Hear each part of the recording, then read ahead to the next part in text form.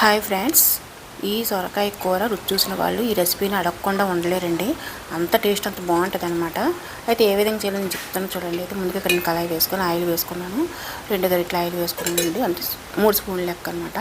Next ఆవాలు, జీలకర్ర, శనగపప్పు, మినపప్పు అంతా పోపు వేసుకోవాలి. పోపు వేసుకున్నాక 2 ఉల్లిపాయలు, నేను ఆనియన్ ఒకటే పెద్దది తీసుకున్నానండి. కట్ చేసి వేసి వేగేయండి.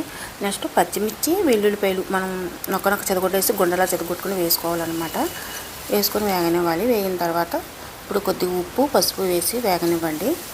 పోపు అంతా ఇలా వేగితే కదా ఉల్లిపాయ ముక్కలు మగ్గిన తర్వాత చూడండి ఎంత బాగా మగ్గాయి ఉల్లిపాయ ముక్కలు కూడాను.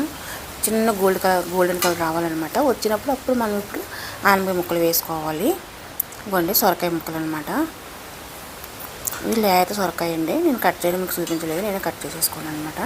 అయితే సొరకాయ ఇలా వేసేసి వేగనివ్వండి. కొద్దిగా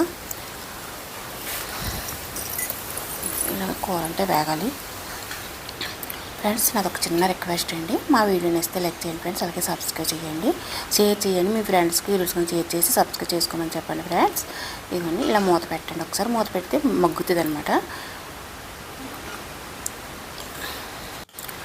పాలు పోసి వండిన సొరకాయ కూర అంటే చాలా ఆరోగ్యకరంగా ఉంటుంది, రుచిగా ఉంటుందన్నమాట. అంత బాగుంటుంది. మీరు ఒకసారి ట్రై చేయండి.